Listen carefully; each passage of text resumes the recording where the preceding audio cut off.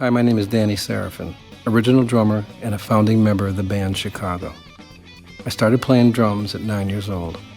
I was a high-energy, type A, uncontrollable toddler, and thank God my mom and dad finally recognized that pots and pans weren't cutting it and bought me my first set of Slingerland. I was 16 years old, straight off the streets of Chicago and dangerously running with street gangs. Fate brought me together with what ended up being the nucleus of Chicago, Walt Parazater and Terry Kath. That pretty much turned my life around, and from that point on, I made my living playing music.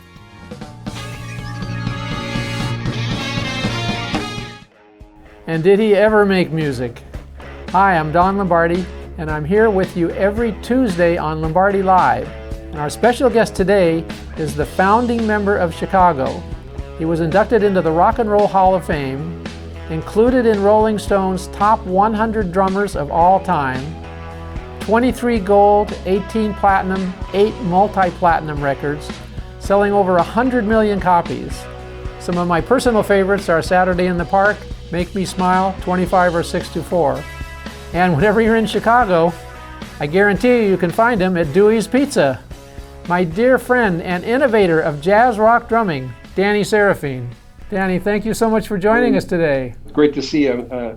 Hopefully we'll see each other face to face soon, huh? Exactly. Some of your history is on the wall behind you, I can see there. Yeah, it's my ego room, but I walk in here and feel really good as to what we accomplished as a band, and Walt Parazater, Terry Kath, and I, what we started really grew into something special. You know, I'm really proud of that, and have been very fortunate and blessed to have been a part of it, and still enjoying it. I still love playing Chicago music. It brings a lot of joy to my life.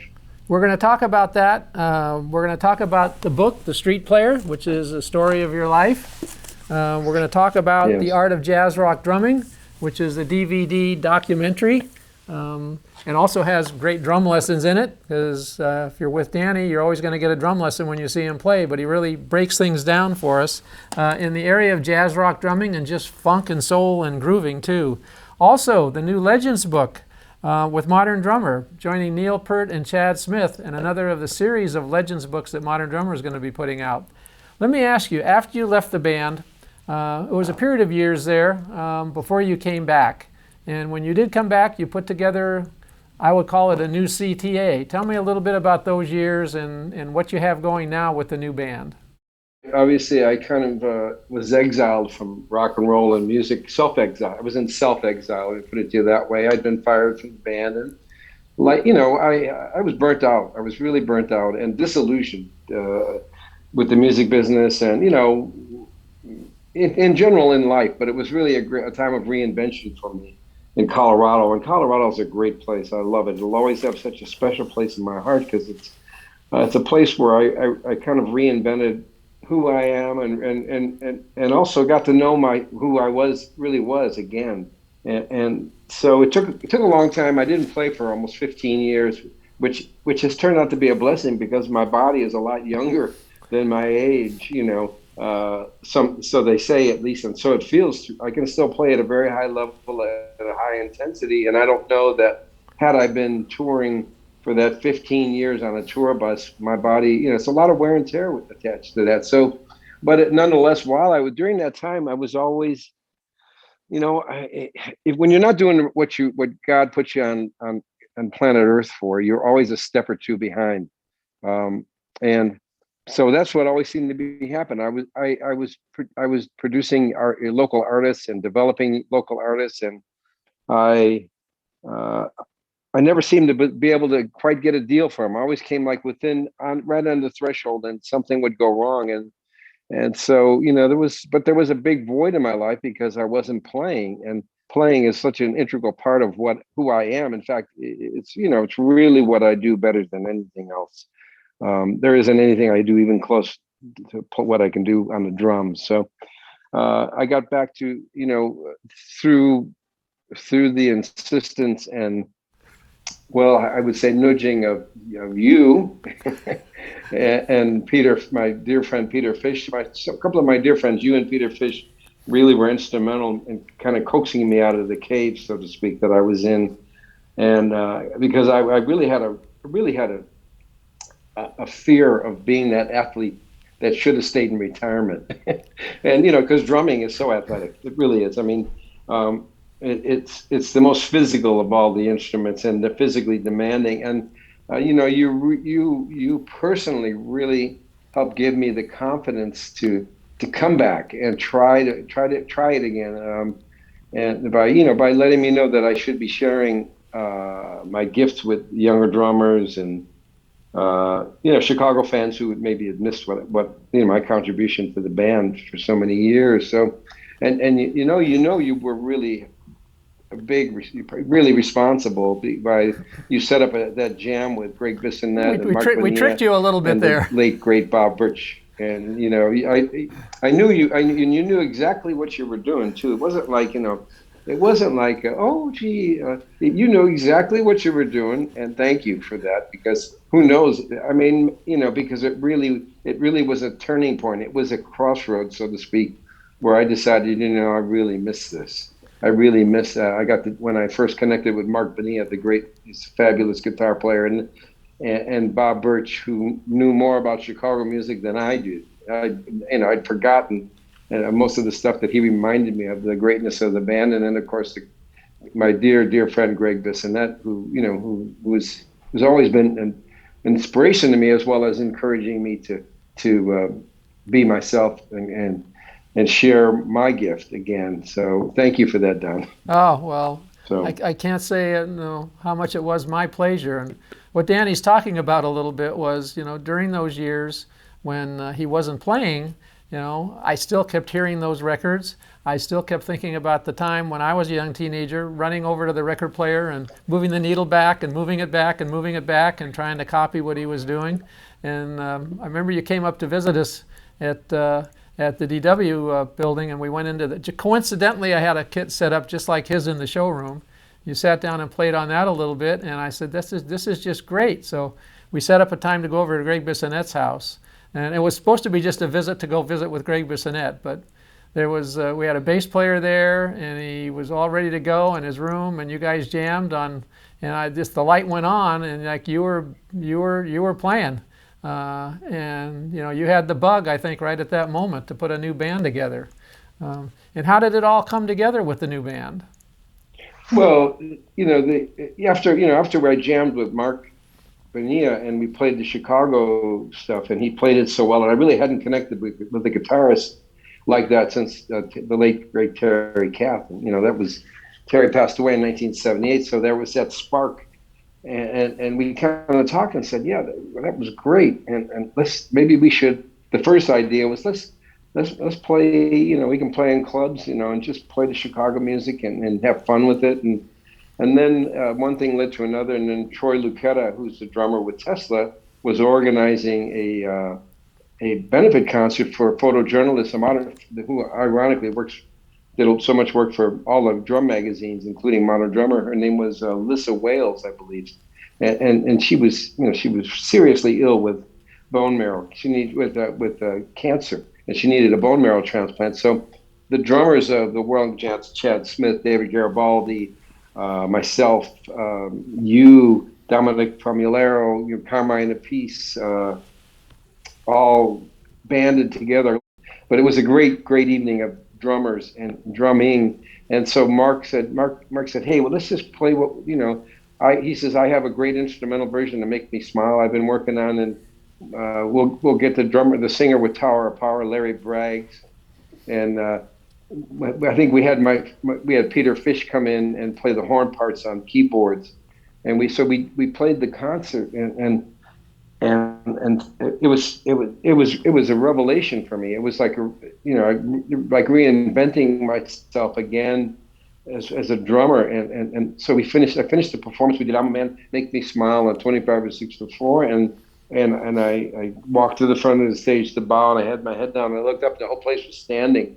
And it gave me chills, and it made me realize how much I missed playing live, and how important it is to me and what I do, and to express myself that way. And that really was it. And so Mark and I said, hey, we need to do a CD and put the band together, and he connected me with the amazing keyboardist Ed Roth and bassist Mick Mahan, who's no longer with the band, but he was really instrumental. And Larry Bragg sang almost exclusively all the leads on our first album. We had a few guest performers, and then I eventually had to have the horn section back, and then I started using real horns again. But it was a great, collaboration. And my dear friend Peter Fish, we're still collaborating and want to do a big band project. So thank you, Don, for getting me off the couch and back behind the drums. And well, I was actually not off the couch. I was fly fishing and skiing. I was enjoying life, I have to say. So, and not to confuse people out there, the new CTA is actually the California Transit Authority. Not to confuse it, but it has. Yeah, because Mark said to me, he said, "What are we going to call this band?" And I said, "CTA." He said, "Well, won't we get in trouble?" I said, "No, California Transit Authority." And lo and behold, I went and did a name search on CTA, and so now I own both CTA and California Transit Authority, for whatever that means. I don't know, but it's a great band. We've been described as Chicago on steroids, and these are younger guys. 10, 15 years younger than me, and we perform the Chicago music, to the spirit of the original CTA. With Terry Kath, Peter Cetera, Robert Lamb, James Pankow, Walter Parazater, Lee Loughnane, and it's that kind of energy that people get from this band, and and for me, it's great. It's like it's for me like I'm driving a 12-cylinder Maserati. It's just great. It taxes me. It takes me to the edge of what I can do, but I'm good with that. It has the excitement of the original CTA band, I think, which is what I love. It's raw, it's live, it's what rock and roll is. As Chad Smith once said, rock and roll is about taking chances. It's not about studio perfect and click tracks. It's about, going out there and really playing and going for it, which is what you've known for all your entire career, and that's the vibe that comes through when you hear it. But you got to check out CTA. We have a great concert on Drum Channel, by the way, with CTA in the early days. And I have a surprise for everyone at the end of our interview today. We're going to play a complete track, which is at the end of the DVD, which is now a streaming download on Drum Channel, The Art of Jazz Rock Drumming. It's the performance that you did at the Modern Drummer Festival. And Danny and the band got the largest standing ovation of all time of the Drum Festival. And I think I've shared with you a fun story about that. I don't know if we've ever talked about it, actually. I thought about it the other day, just before you went on to play. I'll share it with you at the end of the show. It's pretty cool. Okay. Thinking about compliments that a drummer could get from another drummer. Just another drummer, just another guy that you might know who might say something nice about you. Let's listen to this for 1 second. From Chick Webb, Joe Jones, Blakey, Roach, some of the newer people that I admire, people like Steve Gadd, Danny Seraphine with Chicago. They're all fine young drummers. Yeah, when Buddy Rich says you're one of his favorite fine young drummers, there's something happened there for a lifetime, I think. It's the honor of a lifetime for Buddy to honor you and to speak highly of your playing. He could be really tough especially on rock drummers. He was tough on some great rock drummers, but I happened to be one that he liked. I mean, so much of him was in my playing then. And, Bobby Colomby especially, you could hear it in his playing. And of course, Steve Gadd is an institution. So for Buddy to come out and endorse me like that, it's a great honor and humbles me to know, because I love Buddy. I listen to Buddy as much as I listen to the Beatles, I listen to Buddy as much as I listen to Jimi Hendrix. As much as I listen to our old Chicago stuff, I still listen to Buddy. He's such an inspiration. And I know you love him. I mean, you've been so instrumental in keeping Buddy at the forefront where he belongs, Yeah, I'm actually working now on one of my bucket lists. It's documenting all the notes that Freddie Gruber gave me about breaking down Buddy's technique. I think that's something for posterity that would be good to keep in a vault somewhere out there. Wonderful the way you've been able to highlight Buddy's technique and some of the secrets and tricks tricks behind what he did and what he, what he was able to do as a drummer, And Freddie, there's probably no better Nobody knows source better than into Freddie. Buddy than Freddie. No, Freddie Gruber we're talking about, I think, is the person who knows more in my lifetime that I've ever met about breaking down Buddy's technique for a lot of reasons, and that we can do a whole show on that someday. You should. Looking at your history as a young lad and things that happened in your life, which would be timely even for events that are happening today and where kids are and how they're driven. Let's look at a little clip from the Art of Jazz Rock Drumming for a second, and I'll have you comment on that. Okay. I was an altar boy. It was like I was a contrast. I had, part of me was in the gangs at Shabona Park, and another part of me was an altar boy. A constant struggle. I had the devil on one shoulder and the angel on another. And this is where things really started going south for me when I went to Steinmetz. It was a number of factions, different gangs. There was Bell Park, obviously Shabona Park, and Reese Park. And I remember one day where there was one of my buddies from Shabona Park was getting beat up. There was probably 6 or 7 guys over him, right over there on that corner. And he had saved my butt one time from getting beat up. So I felt like I owed it to him, and he was really getting his lunch. They were kicking the crap out of him. So I jumped in the midst of it, and they basically then turned their attention on me, and they had me on the ground against the car. And there was a restaurant, like a hamburger stand called Lindy's, where everybody hung out. And some of the older guys from what was called the JPs, which was from Reese Park, which was the gang that kind of ruled this whole area, saw the whole thing, and they were like, "Wow, this guy's got balls." And so they came in and they threw those guys off of me, and they kind of picked me up. I was all bloody, and they kind of at that point said, "Hey, we want you with us." So I graduated to a higher level street gang. It stopped being fun when the guns and knives started coming out, and it got too serious for me. So drumming was a much better alternative. That's an understatement. What would you have to say to young kids out there now? You really have to look inward and as to what you really want out of life, and find your calling. Whatever it may be. Mine was drumming, and I knew that, so I really was ahead of the game, and I'm still following it, and I'm really blessed. But and everybody has a calling. You just need to really be open to it, and be open to the signs around you that are of opportunity to find your calling.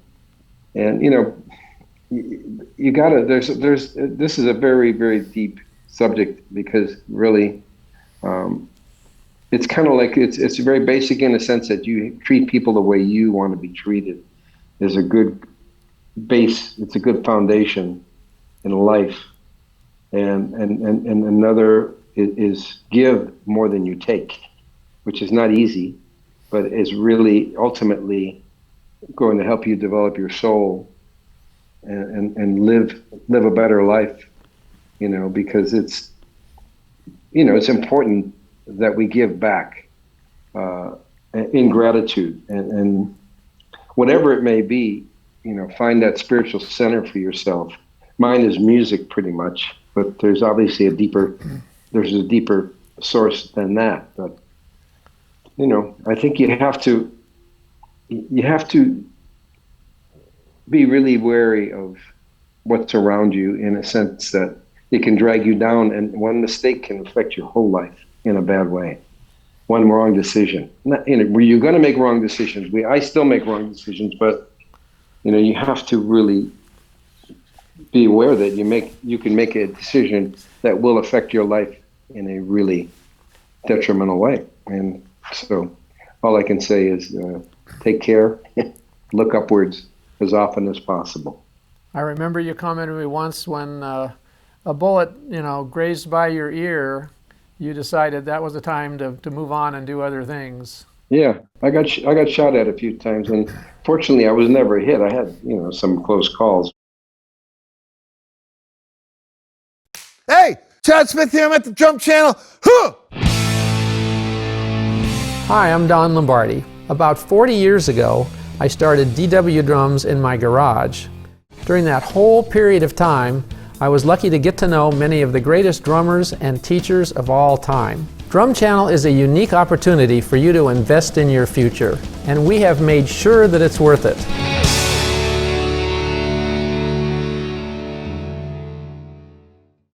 The band was not a hit right out of the gate. I mean, there were some hard times back at the beginning with when you put the band together. And tell us a little bit about, the history of how it all came to being and when you came out to LA.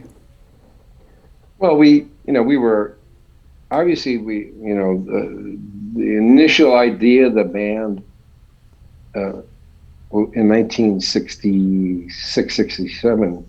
Was my idea, only in as much as Terry played bass guitar in the two bands prior to what evolved into Chicago Transit Authority, and Walt was the woodwind sax player, flute player, and he was being groomed for the Chicago Symphony. So the second band we were in, which was a cover band, was basically kind of run its course and was falling apart, and I'm sitting there watching this and going, boy, I'm going to lose my two musical soulmates, and the guys who pulled me off the streets, and my life had totally changed for the better, and it was a great feeling to have that forward motion in my life, making my living as being a real working musician and having a purpose, and it was a revelation for me, and So basically, I got desperate, and I said, "Hey, Walt, I don't want to lose you, man. I mean, I love you. We're like brothers, and I love what we have together. The magic the music we make together." And he said, "Yeah, I feel the same way." I said, "Man, why don't we give it a shot to really go after it one more time and put an all-star band together, and the best players in the city, and a horn band, because we both miss playing." The second band really wasn't a horn band. Walt was the only horn player. So the first band we were in together was Dick Clark's backup road band called Jimmy Ford and the Executives, and it was a horn band, or a band with horns. There's a difference. I'll get to that in a second. So I said, Walt, let's put a horn band together. Let's have all the elements: great singing, great musicians. We don't give a shit about doing a show, because in those days, good bands were show bands in Vegas and stuff like that, and they had a whole shtick, and I just wanted a bunch of cats together that really went after it, and then were dedicated to the band, and because we had always fallen short because the guys in the band really, they were doing it half-assed. So he agreed. He talked to his wife. She gave him the green light to go after it, and then we talked to Terry, because Terry had been asked to join a band called the Roving Kind out of Chicago, a great rock and roll band, and for him to play bass, and they were going to take him out to California, which he was chomping at the bit to do, because the whole hippie flower power thing was starting to happen, and so he had agreed to go join that band. And then we said to Terry, "Hey Terry, first of all, a little backstory about Terry is, we knew how great a guitarist he was. He was like a closet guitarist. He played bass in the first two bands I was in. He's a fabulous bass player, but an even better guitarist." So we said to Terry, stay in this band, stay with us, and play guitar. And he thought about it maybe could have been 5 minutes. He said, "You know what? I don't want to leave you guys. I'll do it. I'm in." So the three of us then embarked upon finding the rest of the band. Walter knew James Pankow from DePaul University. Lee Loughnane, our trumpet player, went to Roosevelt, and also used to come and sit in with the Missing Links, and at some of our gigs. He was in a local band called Russ and the Majestics, and so that was the nucleus. And then we found Robert Lamb on the South Side, His show name was Bobby Charles, like kind of after Ray Charles, and he played Wurlitzer and everything. And he had these incredible soulful low voice, and Terry could sing. Terry was a really great singer. So we started out as a 6-piece band, and it was a huge sound. I remember the first place we played in Chicago. It was called, anyways, the band was called The Big Thing, which is a horrible name. I mean, it's the absolute worst band name you could ever have. And it was given to us by an Italian manager, and there's no need to get into all the politics of that, because use your imagination.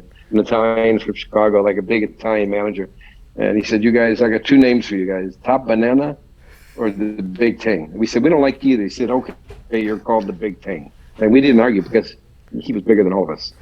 So, little by little, we started playing clubs as The Big Thing, and here's the picture of The Big Thing, So that was before we were called Chicago Transit Authority. And so the guy who was going to produce the band that Terry, his name was James William Gersio, who had kind of made it from Chicago. He was had gone to DePaul with Walt. He was a bass player. He played with Chad and Jeremy, and he produced them. And he also produced a band called the Buckinghams out of Chicago, which they had a huge hit called Kind of a Drag, and they had horns. And he said to Terry, "Why are you passing up this opportunity to go to the West Coast?" And Terry said, "You got to hear this band." So he came and heard us. This is before Peter Cetera joined the band. He came and heard us, and he said, "It's the best band I've ever heard. I want to sign you guys." So he signed us to a contract with the promise that he would bring us out to the West Coast and record an album with us eventually.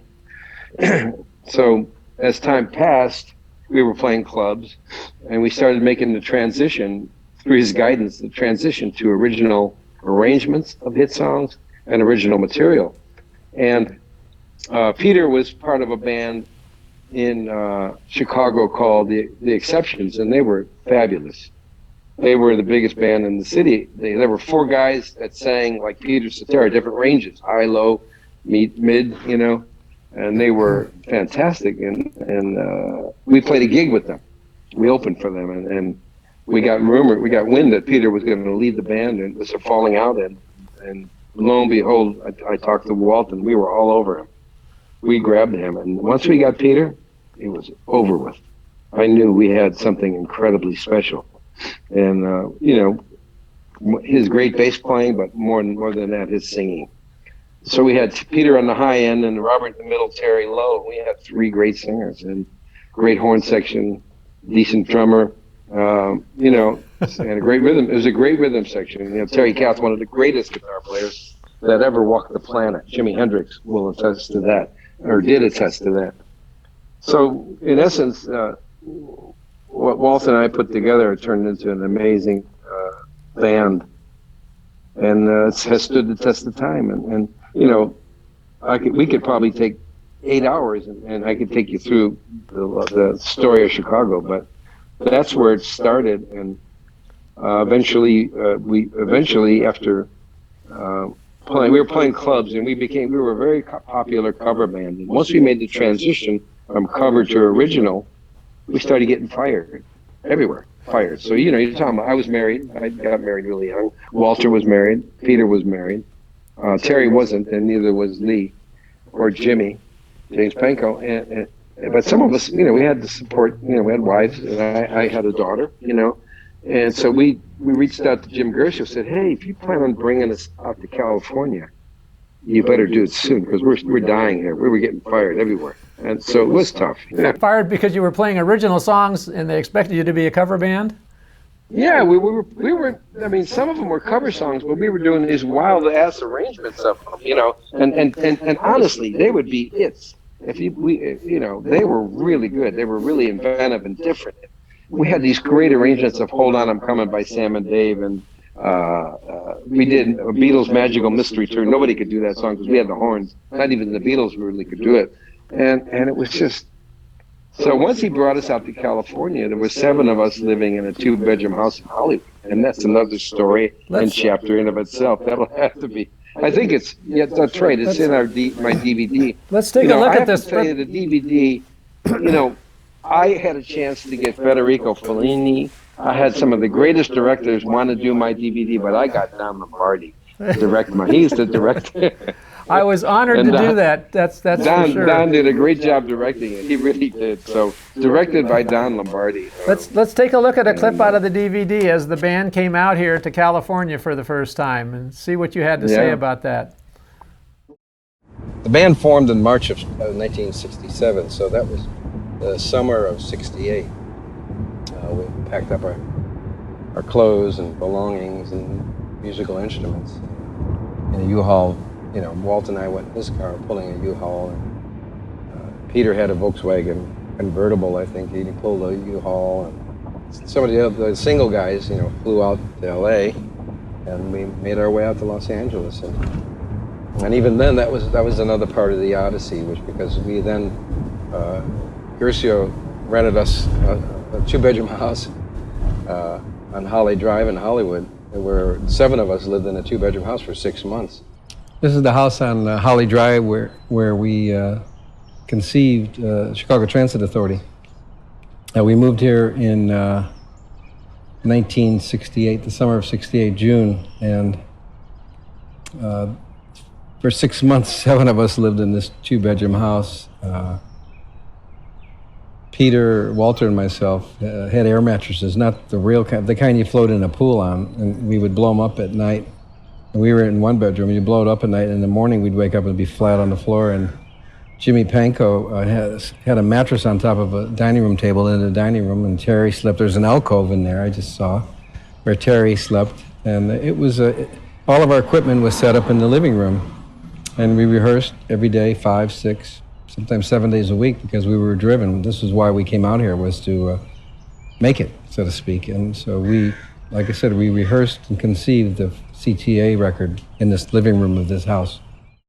That was a fun day that we spent. And there's It a sure little was. there's a little backstory to that house, because we were down there with a cameraman, and Danny knew the street we were at. And we walked down, and he said, "This is the house." So I wanted to let the people know ahead of time what we were doing in case they came out and they knocked on the door. And so we went up and knocked on the door, and this older woman came out, and I said, "Oh, we're going to shoot here standing in front of your house, and maybe we'd like to talk on the porch if it's okay. Founding member, you know the band Chicago." No, I wasn't familiar with that band. Well, the drummer's here. And then Danny's looking around, and he's like, "I don't think this is the house." I said, "Well," we better get it right." And it was an area of Hollywood where there were tract houses. They were all built because they looked somewhat the same down this whole street. So he called a historian of Chicago, right? You call somebody you knew and got the actual address. And it actually was a couple of houses up from where we were at. So Yeah, we went finally and, found the right house. we went and knocked on that door, and I'm going to give him the same spiel. And this younger girl answers the door. I say, "Hi, I'm Don Lombardi. I'm here with the drummer from the original band Chicago, founding member, and he lived in this house with the band at one point, and we wanted to take some pictures a little." And she said, "Wait just a minute." And she went away, and I figured she's calling the police, or I don't know what's going on here. She's not very happy that we're here. You know, some guy saying he wants to film at your house in Hollywood. She comes back and says, "Here, would you talk to my boyfriend? He's a drummer." And the boyfriend is, "Danny's my favorite drummer. I can't believe they lived in the house that we're renting." It was just like it was a huge success. So the house that you just saw, it was Danny, a great day. It there's was a great to be lineage of back at that drummers. house. Yeah, A lot of great memories. there was a, and you know, it's not only a lot of what we're talking about here today, the history of Danny, but when he says there was a drummer in the band, the drummer that they happened to have in the band at the beginning was an innovator of jazz rock drumming, and that's what this is about. And there's not a lot of innovators in our drumming lives, and when we look back all the drummers throughout history who actually came up with something quite different that worked within the confines of the music and was such an important part of what the band is doing. We know the drummer's an important part of the band, but when he takes the extra little step to come out with something creative and different that makes that band really different, that's you know what Danny's all about. And he breaks down a lot of the songs in here, actually breaks down how he plays the parts, so it's a real educational piece. along with being a really good documentary. It's The Art of Jazz Rock Drumming, which again is a digital download now. And your book, The Street Player, is available every place where books are available, I would assume? Yeah, it's also, if they buy it off my website, I personalize it and sign it to whoever purchased it. Or if a lot of times people will buy it as a gift. So, when I do a clinic or we play shows, I usually sell a lot of books, and I sign everything. So, obviously it's very much appreciated. And there's the Legends book that we talked about earlier that's coming out on Modern Drummer. Tell us a little bit about that book. Well, it's basically it's handpicked, tracks that by myself and David Frangione and David Hakim and of Chicago songs that I feel were the most important as far as what I represented as a drummer, and both, the rock part aspect of it and the jazz aspect of it, and the way I really strove to fuse them together. And that was my goal. I mean, when I was learning, it was a spark that was lit by Bob Tillis, who was the late great Bob Tillis, who was an educator at DePaul University, and with the art band, Dam Band, the CBS staff band, and then I studied with Chuck Flores. All the teachers that I studied with, all of them with the sole purpose of getting me to a point where I could seamlessly fuse jazz and rock, which maybe the best, strongest part of my playing is that it's something that I'm very natural with.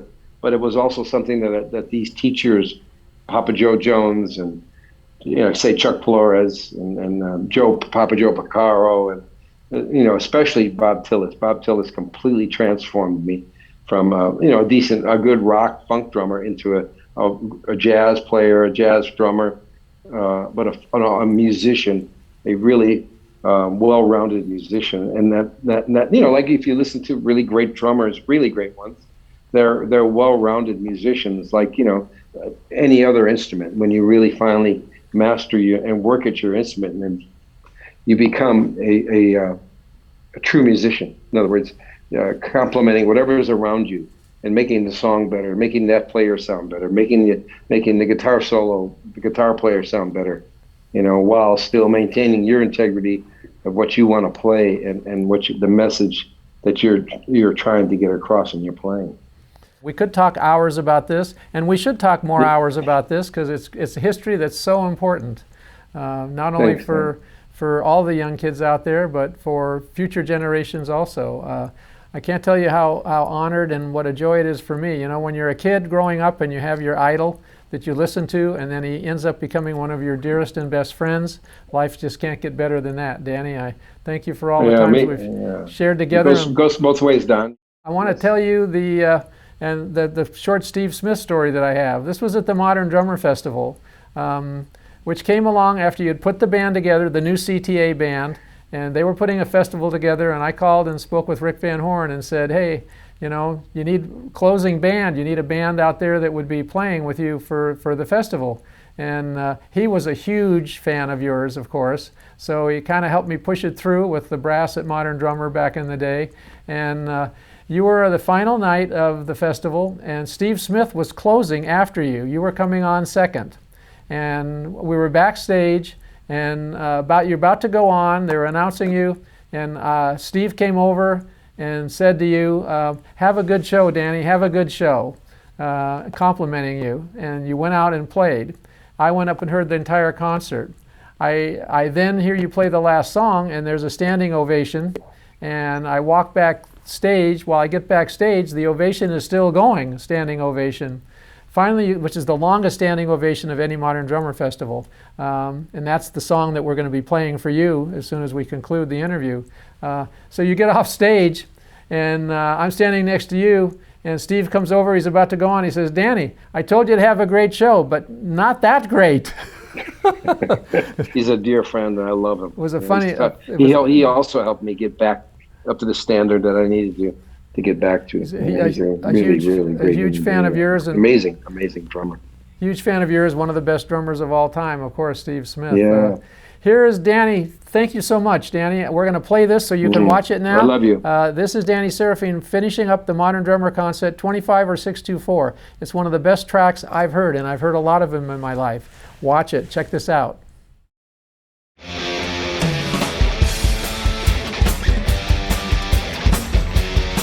Let's have a little fun, y'all. Come on.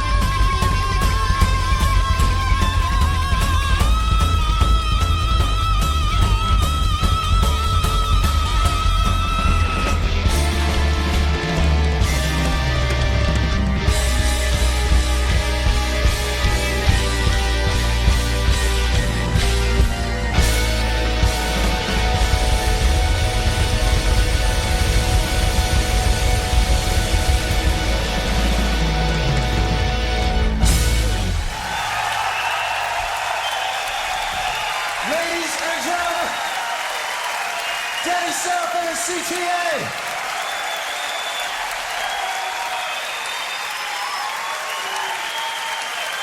Mr. Ed Roth on keyboards, Mark Bonilla on guitar, Larry Braggs on vocals, Walter Rodriguez on percussion, Peter Fish, Travis Davis, Jean-Michel Byram, and the incredible Mr. Danny Seraphine.